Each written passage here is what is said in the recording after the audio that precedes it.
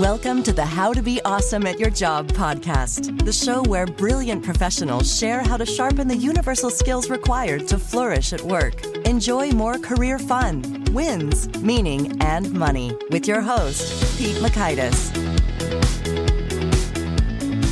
Hello, and thanks for joining us for episode 747 with Pat Kilner. Pat has an excellent perspective on finding your 6 people that will transform your life and career. So you'll learn 1, why everyone needs to find 6 key relationships. 2, the simple secret to winning anyone over. And 3, one question you should never ask, and another you should always ask. So if you want to check out the show notes or the transcript or the links to pizzas that we mention here, it's at awesomeatyourjob.com/EP747. And check out some goodies at awesomeatyourjob.com because we got a bunch. Now, here's some goodies about Pat. Pat Kilner has created and led 3 companies, 2 in the real estate space and 1 in the trading world. He's currently the CEO of the Kilner Companies, which include the Kilner and Kirk Group, the Indispensable Agent, and Tower Hill Enterprises. Pat is also the founder of the DC Accelerator, a young professional development nonprofit. Pat serves on the boards of primary education initiatives and donates time to develop strategic plans for inner-city nonprofits at the service of youth in the DC metro area. His companies support the special needs community in the DC area as well as in Jamaica. He studied business and philosophy at the Catholic University of America and taught and studied economics at the Universidad de Navarro in Pamplona, Spain, where he achieved his master's degree. Pat lives in the Maryland suburbs of Washington, D.C. with his wife, Elena, and their children. Big thanks to Pat for sharing his wisdom with us. And big thanks to our sponsors. Check them out. And big thanks to our sponsor, Acorns. Acorns makes it easy to start automatically saving and investing for your future. You don't need a lot of money or expertise to invest with Acorns. In fact, you can get started with just your spare change. Acorns recommends an expert-built portfolio that fits you and your money goals, then automatically invests your money for you. NerdWallet.com, whom I love on these sorts of matters, gives Acorns a whopping 4.7 stars and says, quote, if you want to make the most of your spare change, there's no better place to do that than Acorns. Head to acorns.com/awesome or download the Acorns app to start saving and investing for your future today. And we got a legal disclaimer here. It may not be representative of all clients. Tier 1 compensation provided. Compensation provides an incentive to positively promote Acorns. View important disclosures at acorns.com/awesome. Investing involves risk, including the loss of principal. Please consider your objectives, risk tolerance, and Acorns' fees before investing. Acorns Advisors LLC, Acorns, is an SEC-registered investment advisor. Brokerage services are provided to clients of Acorns by Acorns Securities LLC, member FINRA/SIPC. For more information, visit acorns.com. One sponsor to check out is Harvard Business Review. This brilliant magazine, published at hbr.org, is the leading destination for smart management thinking. Fun fact, HBR has been mentioned in 108 episodes of the show. That's because HBR has great stuff that comes up often. They've got explainer videos, podcasts, real-world case studies, and much more. I think of HBR each night that I put on my special orange glasses. Their article, Will Blue Light Glasses Improve Your Sleep?, revealed that those who wore them reported better sleep and a 7% improvement in work performance as compared to those who wore the sham glasses. So I cite HBR anytime anyone tells me that I look silly wearing them. Now, much of HBR's content is available for free when you sign up at their site. Subscriptions that get you unlimited content cost $10 a month. If you visit hbr.org/subscriptions and enter the promo code AWESOME, you can save 10% off of that subscription. Again, to save 10% off of your HBR subscription, go to www.hbr.org/subscriptions and enter the promo code AWESOME. One sponsor to check out is Storyworth. Whenever I'm thinking about meaningful Father's Day gifts, Storyworth leaps to mind. Storyworth helps you preserve precious memories and stories from your father for years to come. Each week, Storyworth emails your loved ones a thought-provoking question that you get to help pick, such as, what's the bravest thing you've ever done? I personally love the prompt so much that I have refreshed Storyworth's questions page many times looking for more. Storyworth makes the writing process super quick and easy. All your loved one needs to do is respond to that email with a story, and then you get a quick copy of that. And after a year of this fun, Storyworth compiles your loved one's stories and photos into a beautiful keepsake hardcover book that you'll be able to share and revisit for generations to come. Families love Storyworth so much, they've got 25,000 five-star reviews on Trustpilot and have millions of stories preserved. So give all the fathers in your life a unique, heartfelt gift they'll all cherish for years. Storyworth. Right now, you can save $10 on your first purchase when you go to storyworth.com/awesome. That's storyworth.com/awesome to save $10 on your first purchase. Now, here's Pat. Pat, welcome to How to Be Awesome at Your Job. Pete, it's great to be here.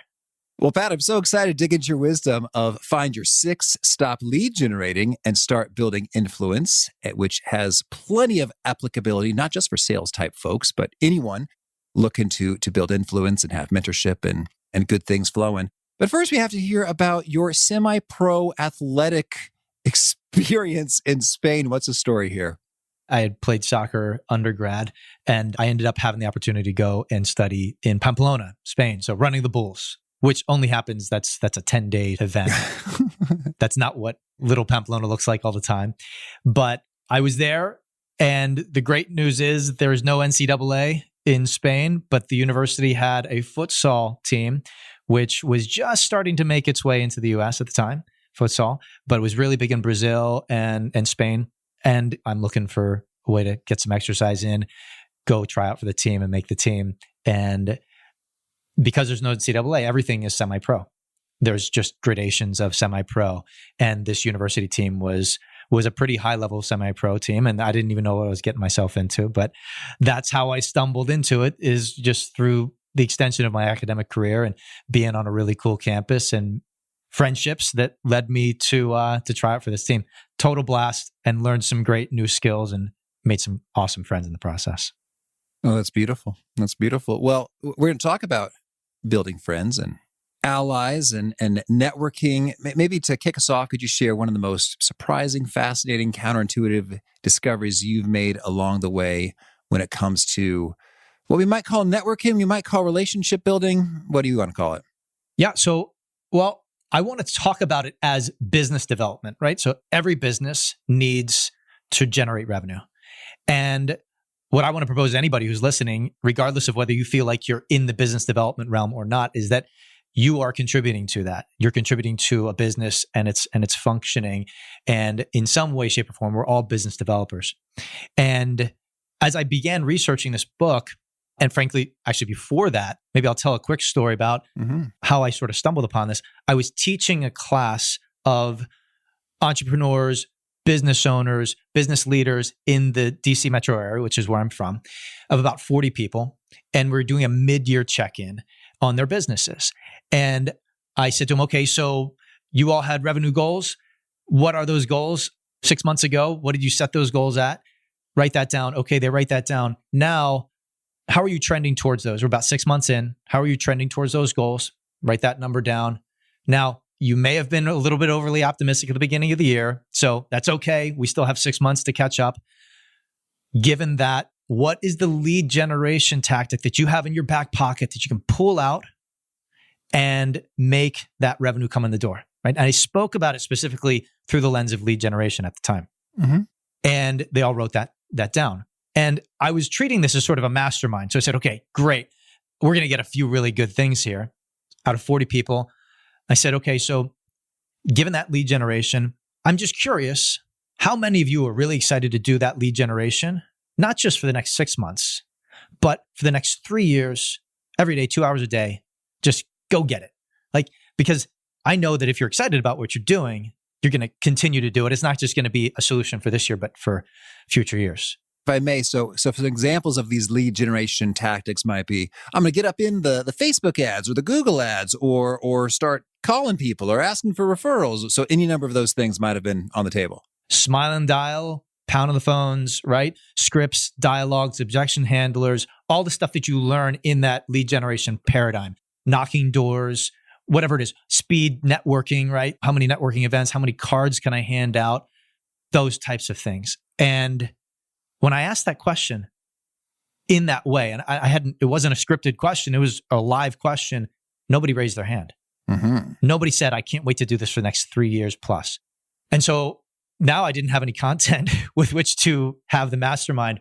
And so I said, I'm just curious, how many of you who have kids would be excited to take that lead generation tactic that you wrote down and teach it to your kids so they would have more flourishing, more exciting careers and lives? Not a hand. And this began the process for me of thinking, well, if we're not excited about how we're going to make business come in the door, and by the way, these people, most of them had most of the skin in the game for their organization. They were the leaders of their organization. And if the leaders of the organization aren't excited about that, they can't transfer that skill to other people. Yeah. Right? Right. It's just something they're trying to retire from as quickly as possible. And that's not a sustainable reality. So there's something broken about just how we think about business development. And it shifted my thought process. Business development is sort of the broader thing. Lead generation is really just a blip on the radar screen of the history of business development. So to answer your question now, what was sort of the aha moment or that piece of evidence that really struck me is after this, I went and I got on Google Ngram, which is really a cool tool if you've played around with it. And what you're able to do is figure out when the first time we actually used certain language around certain ideas. So they've categorized all of the Google's categorized everything that's ever been written, right? So you can use this tool, and academics use it a lot. And what I found is that we didn't actually use the word lead generation, the phrase lead generation, until around 1976. Okay. Right? If you've been in sales since the 80s, you think that lead generation is synonymous with business development.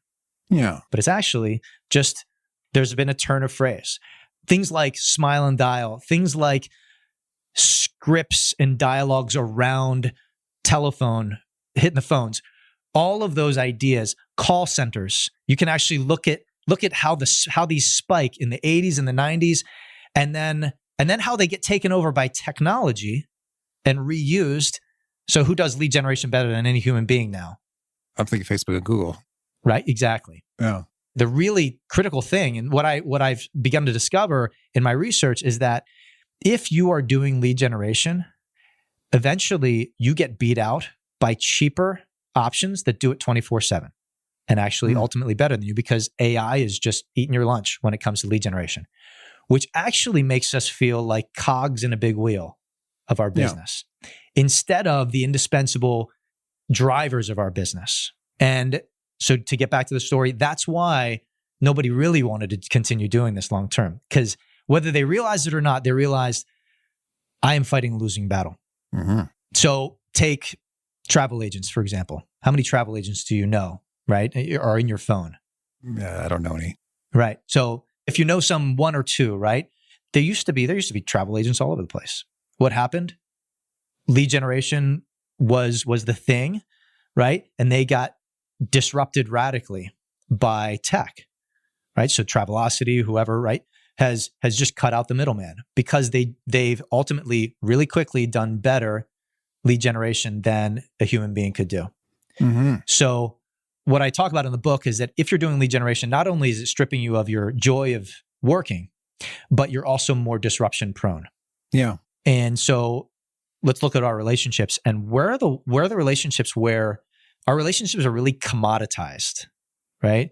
Commodities are easily exchanged for anything else, or versus the few relationships that are indispensably fundamental to our success, that regardless of what happens, they're still going to be there for you. Yeah. And we all have those in every aspect of our lives.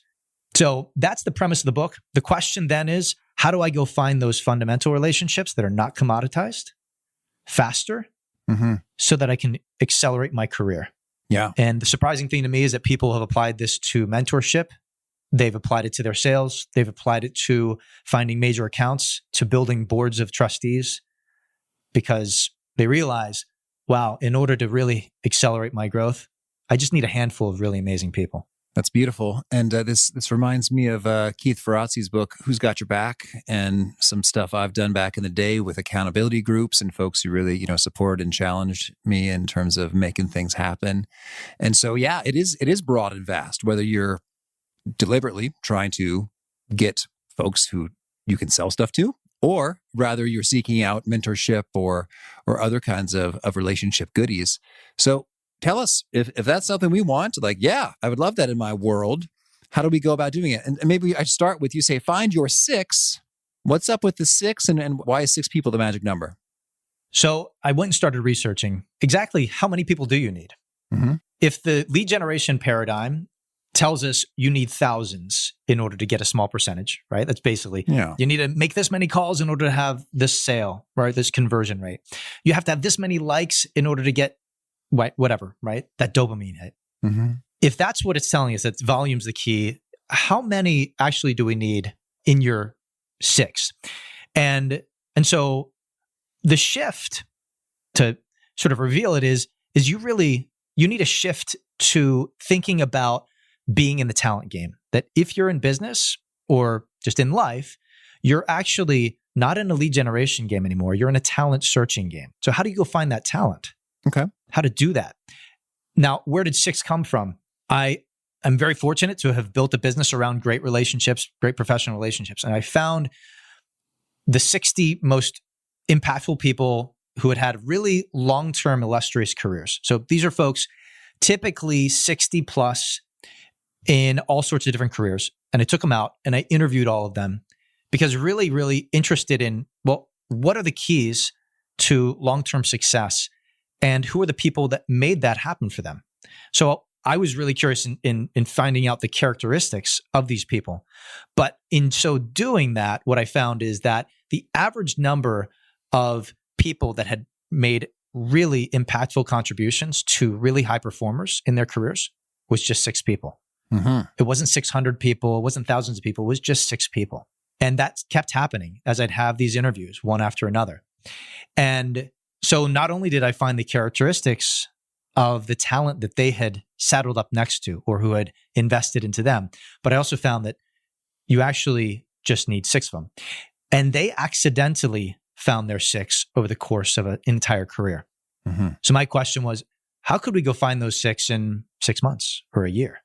If you knew how to crack that code, what would that look like for you? Mm-hmm. And so that's why 6 is from some of the ground research, if you will.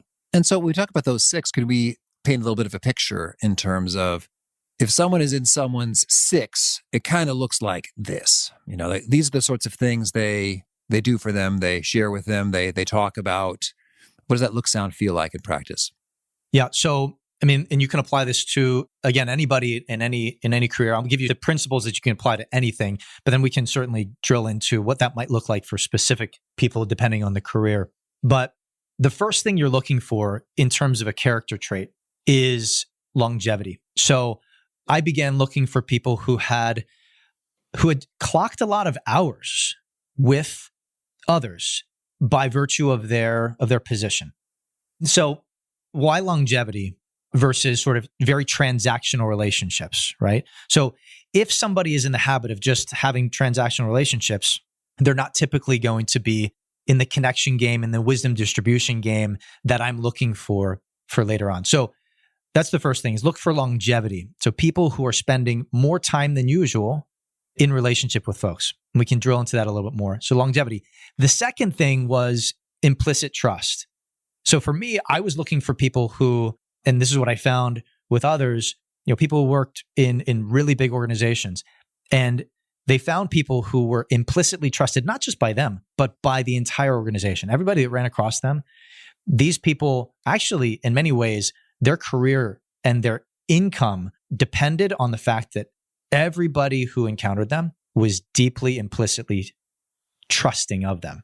Mm-hmm. And then the final thing is finding people who have an ownership mindset to their work. So these are the people that if the company's going down, they're holding on to the rudder the whole time. They're trying to make this thing go. Their DNA is part and parcel of the company. I had a great encounter with somebody and who was in legal document storage. And he said, I know exactly who you're talking about. And I'm thinking, okay, he's going to talk about one of his clients who's a partner at a law firm. And he said, it was the woman who greeted me at the front desk of the law firm. Her DNA was all over this place. She knew when the partners were having issues, if they were staying late, how the cases were going, if their professional relationships were good, or if she could angle me in to go help sell whatever I was bringing to the table. And so that type of person who maybe isn't actually on paper the owner, but really is, they own their job. So if you find people who have that type of longevity, that implicit deep trust and an ownership mindset, you've basically found the right person. So if I'm hiring for an organization, right? When we're hiring for, I own a real estate company. When we're hiring people, we're looking for people who, when we're interviewing them, have established implicit trust with others around them and how they do that and how they think through those relationships. We're looking for people that have a true ownership mindset versus, say, what in the book I call a run it mindset or a work it mindset. Sort of that Fred Flintstone end of the day, like the dinosaur gets pulled by the tail and he's like, okay, I'm done. I'm washing my hands of this thing. And that's a commoditized relationship with the employer. That's a working for the weekend. So those are the people that we're looking for, both internally as well as externally, to advise us, to make connections to major accounts, to refer us business. And so in the book, I go deep into how to apply those principles. But that's sort of your talent profile, if you will. Okay. And so then I'm thinking about it from two lenses. One in terms of like the sales business development, another one in terms of sort of mentorship and growth and development. So if we're thinking about it on the mentorship side, so much time means much time in the career or the domain that we would like their wisdom in. Is that fair, or how are you thinking about that? Yeah. So it could be, I would say in general, and so longevity really is the first indicator of whether somebody's trusted. You can't be trusted unless you spend time with folks. Mm-hmm. So it's a really quick filter. If you look at your list of everybody, let's say you work for a big consulting firm and you're up and coming, or you just got there, and somebody says, you know what you should do is go find your mentors here. Look for the people who have the longest standing client relationships and relationships within their teams, mm-hmm. and who have clocked the most hours with those people. These may be managers, but it could also be people in the regular mix of the organization, right? So I'm looking for those people. That will limit your list pretty substantially. Mm-hmm. One of the things that I realized is I was getting frustrated in my business that depended a lot on referrals, that people who have known me for a long time just weren't giving me a lot of business. I was so frustrated. And then I realized, actually, they don't spend enough time with most people on a daily basis to build enough trust in order to send me business. Mm-hmm. And the same is true if you're looking for mentors, right? These folks have to be in the practice of investing time into folks so that when they decide, hey, you know what? You should go talk to this person. What do mentors do really, really well? They connect you to other wisdom through other great people. And so that's why longevity is really important. That then indicates the type of trust you're looking for. So when let's say you're looking for that mentor, you'll know that you have somebody who's implicitly trusted by asking them the right questions when you sit down with them. Mm-hmm. Maybe asking them who their mentors are. What kind of relationships do they still have in those mentor relationships? Or, they may be in peer mentor relationships. What kind of organizations are they involved in? Right? What kind of board activities should I get involved in that, you've found really, really great? People who sit on boards, oftentimes, they have to be implicitly trusted. They have a fiduciary obligation. So those are some of the indicators that I'm looking for when I'm looking for a mentor, is people who are really generous and who kind of know that this is going to come back around. All this stuff comes back around, whether in the form of business or the right connections when it comes to sort of this game of life that we're all playing. Mm-hmm. Well, could you maybe tie it all together in terms of perhaps a story? And so there's a person who was looking to turbocharge their advancement, ascent, wisdom, and they set about identifying 6 folks who could be of great assistance, and how they, and maybe we don't need the 20-minute saga, but just the general broad strokes of what happened, how they went about it, and what results came from it. Right. So I'll give maybe a personal one here. So the first business I started was a residential real estate business. And I got into it prior to, the 2008 bust, but then 2008, 2009 happened and it was blood in the streets. National Association of Realtors went from 1.5 million people to 750,000 people in less than 2 years. So, experienced people taking early retirement really quickly. And I'd been in the business for 3 years at the time. And I remember thinking, okay, all the stuff that all these people have taught me who are now getting out of the business, and it was all lead generation stuff, I need to figure out how to do this better. And so I called somebody who I knew had weathered storms in his own career. And he was at the time in his 60s. And I called him up and I said, Jerry, I'm trying to juggle all this. I'm looking for any wisdom that you'd have. I was not pitching business. I just needed his advice. Mm-hmm. And unknowingly, and by going to them to him and saying, listen, I'm coming hat in hand here. I, as you know, got a young family. You've done exceptionally well, and I'm sure have weathered some storms. Would you be up for a cup of coffee or breakfast? And he said, no problem. 2 days later, on his calendar, one of the busiest people I know. And 45 minutes of me taking copious notes. I remember he turned to me at the end and he said, Pat, these are great questions. I listened, for the whole entire time. And he said, you're going to do really well in real estate. And what was interesting is I hadn't talked about myself the entire time. I just asked the questions. And, here I am. I feel like a total pseudo professional, a total imposter, right? That I should be getting kicked out of this industry as well. I'm holding on. And he said to me, you're going to do really well. Listen, I'm really good at this attorney thing. He was an attorney, but I don't know anything about real estate. I like how you think. If you run across any investments, let me know. That would be good for me. Thinking, wow, that's an amazing, like I wasn't selling. I can't believe that this person just did this. But then he said something even more interesting. He said, when I get back to the office, I got to go to court here in a second. When I get back to the office, I'm going to make an introduction to 3 different people for you. And he put his name, his professional name to me, a young professional who was just struggling. He knew that I was trying to figure this whole thing out and made connections to other professionals who respected him enough to say, yeah, I'll have a conversation with you. And from that, what I found is that the right people, so Jerry for me was the first one of my 6 ever. And great people in his shoes, great mentors, these people who sit at your table, if you will, that I talk about in the book, they are great connectors.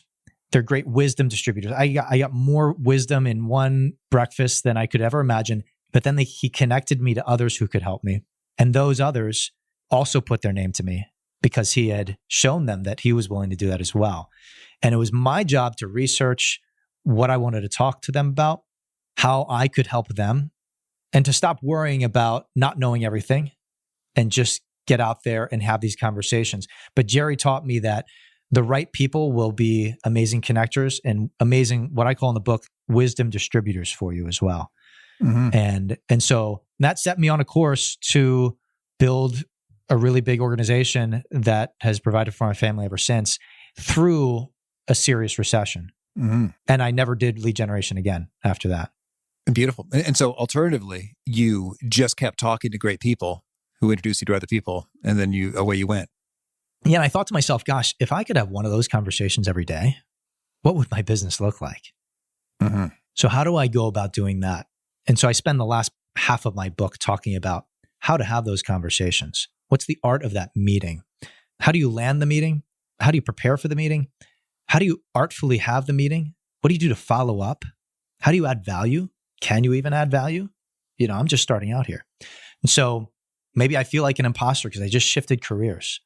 But what I realized is, gosh, for the time that I spent, those 45 minutes to an hour that I spent there was the most fruitful time. And I could imagine doing that for 3, 5, 15, 25 years every day of my career. Mm-hmm. Beautiful. Well, so let's hear it then. So let's say we got a professional.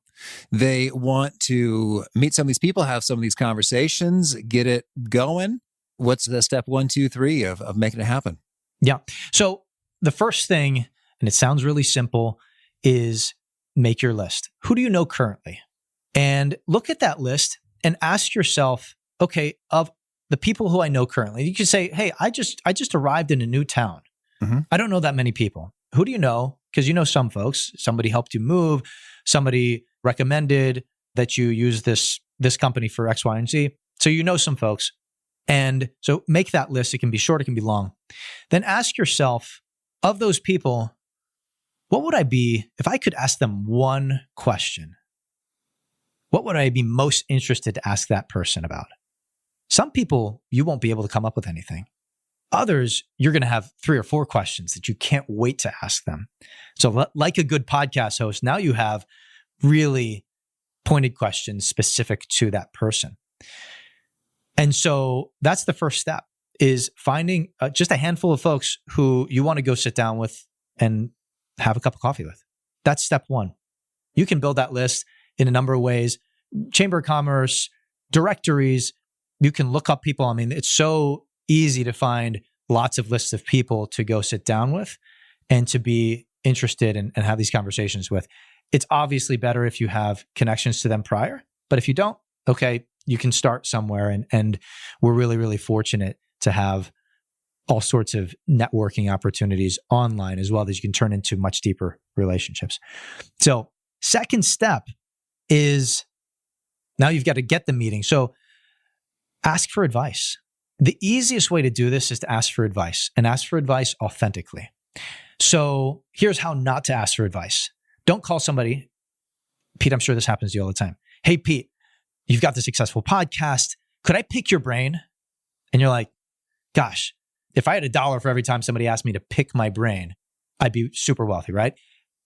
Here's the problem with that. There's a certain laziness to just saying, hey, Pete, can I pick your brain? They haven't actually dignified Pete with a little bit of research about what specifically does Pete do really, really well that I know about, that I've really thought about, that so that he knows I'm not going to waste his time. And that he also knows where the direction of this thing is going to go. We're not just going to sit down for a cup of coffee and this is going to turn into a 2-hour-long conversation and we're going to get nowhere. But I've got somebody who's actually interested specifically about something that I'm an expert in. So that's the next step, is research the person well enough to know why you're asking them for advice. Mm-hmm. Then go have the meeting. Now, what does that do? That comes off very authentic, right? Because now it's not a script. This is not lead generation. I'm not lead generating this conversation with you. I'm being very specific. I'm authentically curious. And authenticity is really, really powerful in relationships, especially at the beginning. And with that authenticity, now you've framed the conversation that you're going to have. Mm-hmm. Now you're going to go meet with the person. The conversation is framed.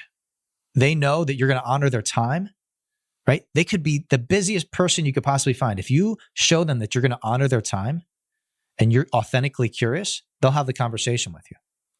Yeah. You go have that conversation, and if you ask the right questions, 3-4 really, really good questions, make sure that they know that you know about them. Again, you've given them the dignity of saying, listen, you're really busy and I saw this and that, and I really like to know how you made manager.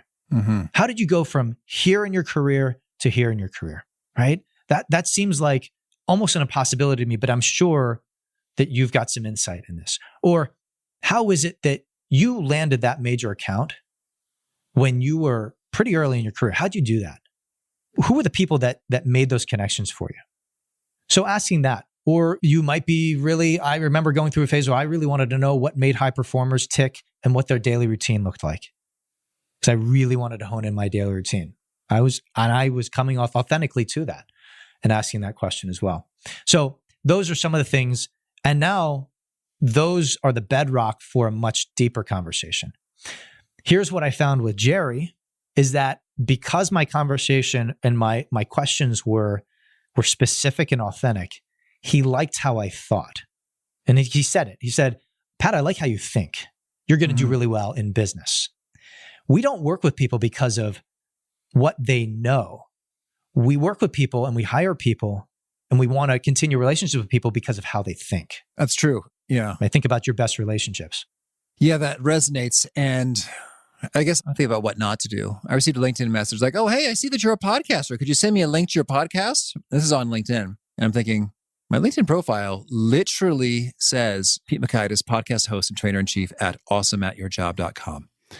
And so I guess it's like, okay, you're not a real human. You are a piece of software that is automating outreach because a real human wouldn't do that, right? Right. And so what you've said is like when you do that bit of research up front, it helps distinguish you from the vast majority of inbound requests 100% that are just like, meh, as opposed to, oh, okay, you're a human being. You've spent some time looking at my stuff.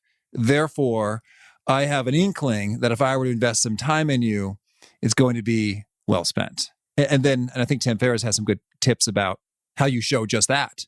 Like, hey, your time was well spent. You mentioned a book. I read the book. Mm-hmm. And here's my key takeaways from the book you mentioned that I've already read 2 days after you told me about it. It's like, oh, this guy, okay. you're serious. Right. Intriguing. And be an active listener. I mean, carry one of these things around. Mm-hmm. A notebook. And actually take notes because, again, you're endearing yourself to this person who's honoring you by giving you their time. Mm-hmm. But flip this on the other side. When asked correctly for your wisdom, have you ever been offended? Well, no. I guess that correctly is the key word. But no, I haven't. It's flattering. I guess the worst case scenario is I feel guilty that I don't have the availability to give them a little something. Right. That's like the worst. But it's always pleasant and uplifting. Because most of the time, most compliments that come my way immediately precede a pitch to be a guest on my podcast, which makes them feel very insincere. Right. Of course, there are plenty of genuine compliments as well. They're just outnumbered. But, givers versus takers, right? Mm-hmm. But so, yeah, that totally resonates. So if there's any, I guess that's sort of a good takeaway there. If there's any fear, like, oh, I don't know, I wouldn't want to bother them. I wouldn't want to inconvenience them. I'm little old me. I couldn't possibly. Point well taken. It's like if you do it well, they appreciate it. Any other do's and don'ts for that reach out message? You do your research. You convey you've done your research. You don't use the phrase pick your brain. Anything else? Yeah, I think stop thinking that you don't have anything to offer, right? So you're giving two gifts. One is the gift of actually having done your research and asking this person about what they have dedicated their life to, most likely. And you're awesome at this. If you have the time, and I will inconvenience myself to make sure that you and I can sit down. I'll meet you at the airport if you're traveling all the time, just, during your layover, right? So that's the first gift, really, is that's what gets me out of bed. Somebody says to me, hey, so-and-so told me that I should be in touch with you because you're really, really awesome at this specific thing. Mm-hmm. Would you have any time for me? Not next week, maybe, but anytime in the next month or quarter. Could I just find 45 minutes on your calendar? I'd love to take you out for a cup of coffee or whatever works best for you, right? And so, again, that type of idea, and I go through a bunch of different ways to do that and endear yourself, right? So that's going to maybe look different depending on your organization, depending on your career track, but really mastering that language and that art of preparing and the art of having the meeting is actually, frankly, a lost art because we hide behind screens so long that we're actually not in this habit of connecting deeply with people and allowing them to have that in return, really, in an authentic way. Now, that's the first gift. The second gift is the gift that you give them afterwards, right? So if you're doing this, and I said, if I could have this conversation every day. So if you said, part of my business plan or my career plan is to have one cup of coffee every single day with somebody who could be what I call in the book, an influencer candidate, somebody who could be a candidate for my 6. And those are just people who I have an authentic curiosity about what they do. So because you're doing this, you have a network, maybe not of people who are at the top of your list, your 6. That's a sort of a sacred spot. But you have a lot of people who are at different places in what I like to call the influencer pyramid, right? So they may be not as influential for you, but really great folks. You're going to find a lot of those.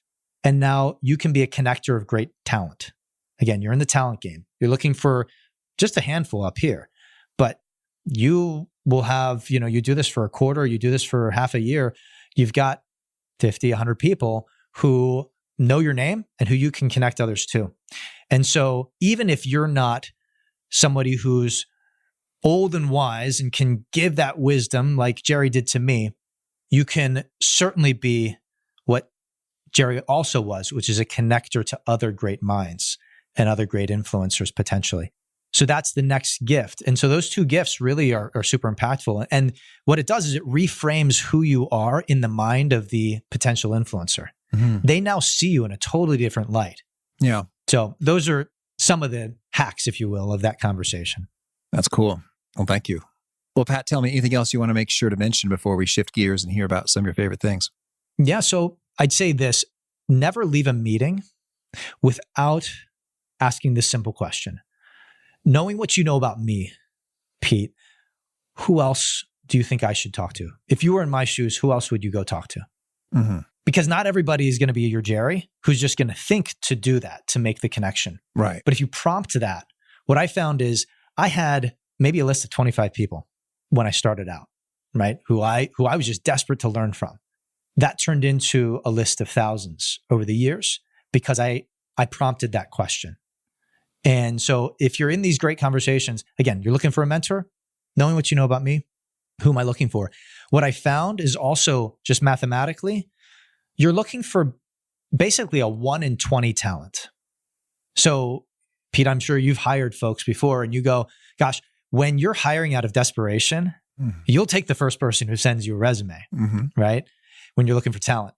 The same is true for mentors. The same is true for almost anything, any person you're looking for, external talent or internal talent to your team.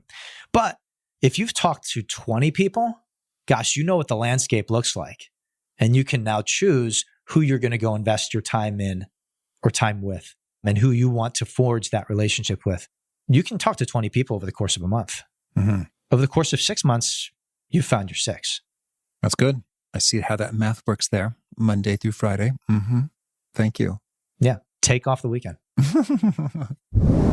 Big thanks to Pat for sharing some of his favorite things with us. And big thanks to our sponsor, Lexus. I've long been impressed with the reliability and durability of Lexus vehicles. Now, the completely redesigned 2022 Lexus NX impresses with innovation as well. It's got a 14-inch touchscreen and an all-new intuitive interface designed to minimize distractions and frustrations. The 2022 Lexus NX has the most advanced standard active safety system ever offered in a Lexus, designed to protect you and your passengers and others on the road. The 2022 Lexus NX comes in gas, turbo, hybrid, and plug-in hybrid electric vehicle options. The PHEV model is available in states, excluding Vermont, that have adopted zero-emissions vehicle regulations. They've got a well-designed, driver-centric cockpit with plenty of lovely features like a panorama glass roof, thematic ambient illumination, and an all-new virtual assistant that can be summoned with a simple, "Hey, Lexus."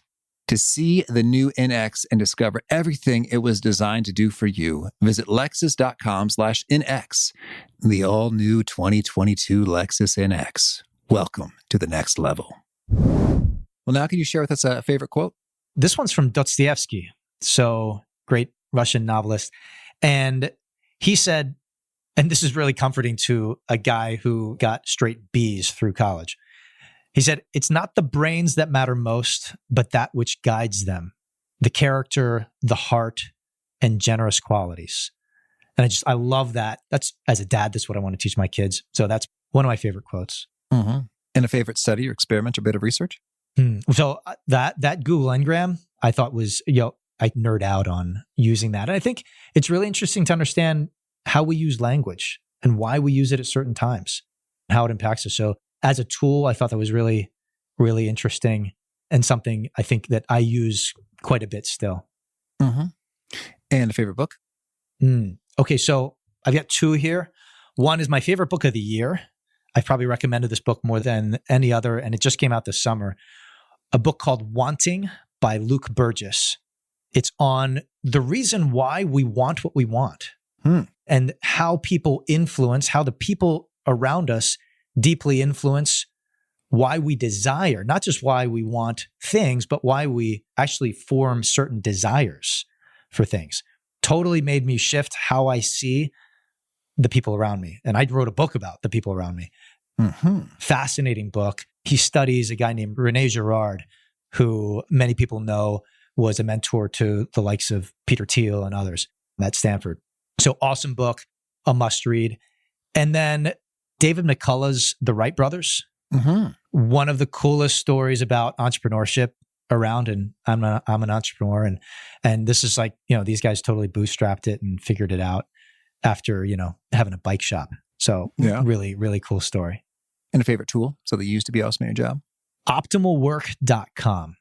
These guys have been a total game changer. I would not have been able to crank out a book without Optimal Work. The thesis here is that I particularly like a tool that they have on their site called the Golden Hour. And what it allows you to do is to get into the state of flow. So block out distraction, get into a state of flow on command. So pretty amazing tool. Highly recommend it. I'm having, my high school kids doing this already, and it's changing their grades already. Flow on command. That's enticing. Yeah. I mean, and that's the key. Like, they do this at Harvard. So they take kids who are already high performers and they teach them to actually perform at an even higher level and actually enjoy what they do a whole lot more. So Dr. Kevin Majors is behind this. He's a clinical psychologist and just tremendous mind. So optimalwork.com. Cool. And favorite habit? For me, it is waking up earlier than my competition. It just has to happen. Okay. And a key nugget you share, something that really connects and resonates with folks that quote back to you a lot? Yeah. So I've got two from the book. One is simply trust is transferable. We can trust transfer. And that's a big part of the book is this idea that you're really in the talent game and the trust transferring game. And then the other is, I didn't actually expect as much resonance with folks, but folks who are trying to balance your family life and professional life. This struck me, that this idea that save your professional time, effort, and money for the most influential people so that you can save your personal time, effort, and money for the most vulnerable.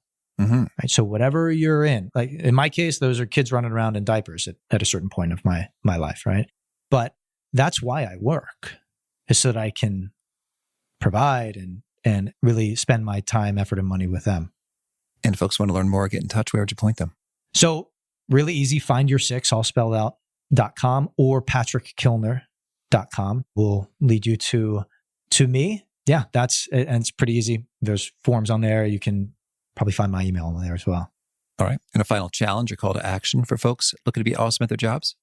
So I'd ask, really, first the reflective question, what is the cost of commoditization in your business, of your relationship? So if you're in sales, lead gen, but fill in the blank. What's the cost of that compounded over time for your career?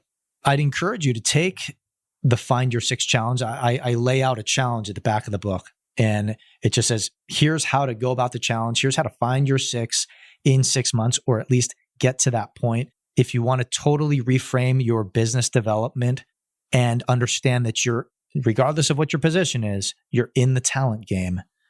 So that would be the challenge. It's really just built into what I have here. And here's the idea. The business grows and your career grows and sustains and becomes disruption proof only through the right talent. Right? So you're in any position. How do I disruption proof my talent or my career? Right? So that I'm indispensably important. It's through the right relationships, and not just, hey, you scratch my back, I scratch yours, but real investment into them. All right. Pat, this has been a treat. I wish you much luck with your six. Pete, thank you. I really love Pat's precise wording of that question. Not, hey, give me referrals or introduce me to some folks, but rather, knowing what you know about me, who else should I talk to? Which I think when you prompt it that way, really gets the wheels turning, like, okay, what do I know about you? Okay, well, I'd probably want to know some of the beginner level stuff, or I would really want to get some help getting acquainted with this weird, complicated thing that's something that is often overlooked. You get the idea, is that it's broad in terms of, that could be any number of things that you might need to have wisdom distributors opine upon, but it's precise in terms of it's just for me. So I just really like that wording a lot. Well done, Pat. Again, the show notes, the transcript, the links to items we've referenced are at awesomeatyourjob.com/EP747. Hope to catch you next time. Peace. Thanks for listening. To get the most out of the show, we recommend two key things. First, check out the extra resources at awesomeatyourjob.com. You can find this episode's transcript and links, as well as the perfect episode for your situation. You can search the full text transcripts of hundreds of episodes or explore episodes tagged by topic and competency covered. Second, subscribe to the podcast and get future episodes automatically. You can subscribe by telling Siri and several other smartphones and speakers, subscribe to the How to Be Awesome at Your Job podcast, or by tapping subscribe in your podcast player of choice. If you'd like some extra help figuring out podcasts and how subscriptions work, visit awesomeatyourjob.com/subscribe for guidance. Hope to catch you on the next episode of How to Be Awesome at Your Job.